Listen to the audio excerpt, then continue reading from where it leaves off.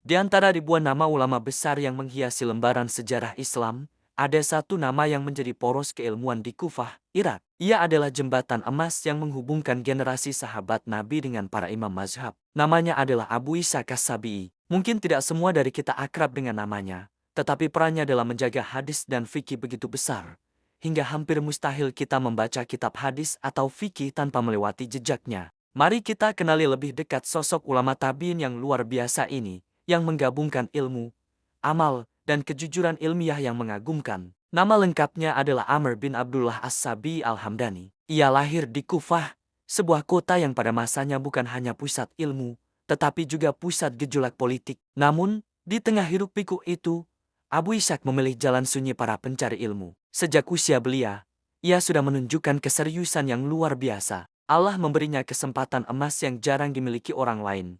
Ia bertemu, belajar, dan meriwayatkan langsung dari puluhan sahabat Nabi. Bayangkan, ia duduk di majelis Ali bin Abi Thalib, menyerap ilmu dari Abdullah bin Mas'ud, bertanya kepada Abdullah bin Abbas, dan mendengar hadis dari Al-Bara bin Azib serta Abu Musa al-Asy'ari. Gurunya bukan sembarang guru, mereka adalah bintang-bintang di langit ilmu generasi pertama. Inilah yang membuat sanad atau rantai keilmuan Abu Ishaq begitu tinggi dan kuat. Ia mengambil ilmu langsung dari sumbernya. Dalam dunia hadis, Abu Ishaq adalah seorang raksasa. Ia dikenal memiliki hafalan yang sangat kuat di masa mudanya. Ribuan hadis tersimpan rapi di dalam ingatannya. Imam Ahmad bin Hanbal pernah berkata, Abu Ishaq adalah orang yang paling banyak meriwayatkan hadis di Kufah. Riwayat-riwayatnya memenuhi kitab-kitab hadis utama, termasuk Sahih Bukhari dan Sahih Muslim. Para ulama hadis sepakat bahwa ia adalah seorang perawi yang sikah, artinya terpercaya dan dapat diandalkan. Namun, disinilah letak keindahan dan kejujuran ilmu hadis. Para ulama tidak hanya memuji, mereka juga mencatat dengan sangat teliti setiap detail tentang seorang perawi, termasuk kekurangannya. Mereka mencatat bahwa di usia senjanya, ingatan Abu Ishaq mulai menurun. Ini adalah hal yang wajar terjadi pada manusia. Karena catatan inilah, para ahli hadis membuat kaidah khusus saat berhadapan dengan riwayat Abu Ishaq. Hadis yang diriwayatkan oleh murid-murid seniornya seperti Syubah bin Al-Hajan dan Sufyan Ats-Tsauri, yang mendengar darinya sebelum ingatannya melemah, dianggap sangat kuat. Adapun riwayat dari murid-murid yang datang belakangan, akan diteliti lebih ketat dan dibandingkan dengan riwayat lainnya. Ini bukan untuk mencela Abu Ishaq, sama sekali bukan. Justru ini adalah bukti betapa objektif dan adilnya para ulama. Mereka tidak fanatik buta. Mereka menghormati keilmuan Abu Ishaq yang luas, tetapi juga menjaga kemurnian hadis Nabi dengan standar yang sangat tinggi. Ada juga catatan lain bahwa Abu Ishaq terkadang melakukan tadel es, yaitu meriwayatkan dari guru yang ia temui, tetapi menggunakan lafaz yang tidak secara tegas menunjukkan bahwa ia mendengarnya langsung. Namun, tadel es yang ia lakukan dianggap ringan karena ia dikenal jujur dan guru-gurunya pun jelas siapa saja. Karena itu, jika ia menggunakan lafaz yang tegas seperti aku mendengar atau ia memberitahuku, riwayatnya diterima tanpa keraguan. Inilah cerminan dari sebuah tradisi ilmiah yang matang,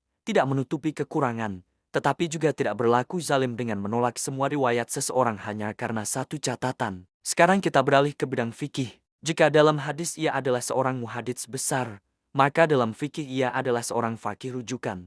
Abu Ishaq adalah salah satu pilar utama mazhab fikih Kufah, sebuah madrasah yang pemikirannya banyak diwarisi dari sahabat Abdullah bin Mas'ud. Corak fikihnya sangat kuat dalam dalil, logis dalam penalaran, dan sangat berhati-hati dalam mengeluarkan fatwa. Ia bukan tipe ulama yang mudah mengobrol jawaban. Dikisahkan, jika ada orang yang bertanya kepadanya tentang suatu masalah, dan ia tidak merasa yakin 100%, ia akan memilih diam. Baginya, fatwa adalah amanah yang sangat berat di hadapan Allah.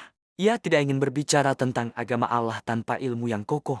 Prinsip kehati-hatian inilah yang diwarisi oleh murid-muridnya, yang kemudian menjadi imam-imam besar dalam dunia Islam. Kehebatan Abu Ishaq tidak hanya terletak pada keluasan ilmunya, tetapi juga pada kemuliaan akhlaknya. Ia adalah sosok yang tenang, rendah hati, dan hidup dalam kesederhanaan. Meskipun ilmunya begitu tinggi dan dihormati banyak orang, ia tidak pernah mencari jabatan atau berusaha mendekati para penguasa untuk mendapatkan keuntungan duniawi. Baginya, majelis ilmu jauh lebih mulia daripada istana kekuasaan. Ia lebih memilih duduk di lantai masjid, mengajarkan hadis kepada murid-muridnya, daripada duduk di singgasana yang empuk. Ibadahnya pun mencerminkan kepribadiannya, konsisten dan bersahaja. Ia tidak melakukan ibadah yang ekstrem atau berlebihan, tetapi ia menjaganya dengan istiqamah. Ia adalah teladan sempurna dari seorang alim yang ilmunya menyatu dengan amal dan adabnya. Ilmu yang ia miliki tidak membuatnya sombong, justru membuatnya semakin tawadhu. Untuk melihat betapa besarnya pengaruh Abu Ishaq, kita cukup melihat siapa saja yang duduk di majelis ilmunya. Murid-muridnya adalah nama-nama yang kelak mengguncang dunia keilmuan Islam. Sebut saja Sufyan ats-Tsauri, yang digelari sebagai Amirul Muminin fil Hadits, pemimpin kaum beriman dalam ilmu hadis. Ada juga Syubah bin Al-Hajjaz, kritikus hadis paling tajam di masanya. Ada Zuhair bin Muawiyah dan Israel bin Yunus, yang juga merupakan cucu dari Abu Ishaq sendiri. Mereka semua adalah para imam besar. Sebuah kaidah sederhana mengatakan, para ulama besar tidak akan mau membuang waktu belajar kecuali dari guru yang benar-benar kokoh ilmunya. Fakta bahwa para raksasa ilmu ini berguru kepada Abu Ishaq sudah cukup menjadi bukti yang tak terbantahkan akan kedudukan dan kapasitas keilmuannya. Ia adalah poros tempat berkumpulnya para calon bintang. Ada satu lagi pelajaran berharga dari akhir kehidupan Abu Ishaq as-Sabi'i. Ketika usianya semakin senja dan ia menyadari bahwa hafalannya tidak lagi sekuat dulu, ia tidak memaksakan diri. Ia tidak berpura-pura masih ingat segalanya demi menjaga gengsi atau nama besar. Dengan penuh kerendahan hati,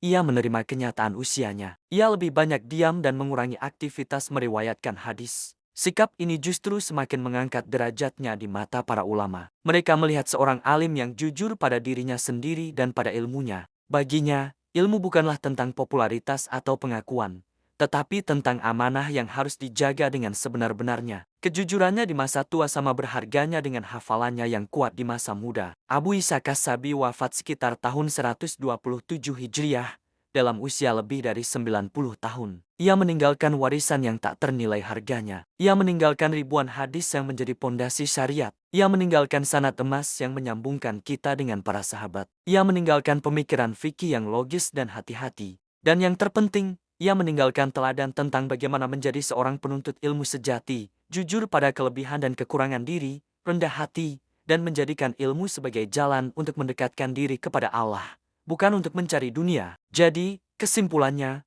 Abu Ishaq as-Sabi'i adalah seorang imam sejati dari Kufah.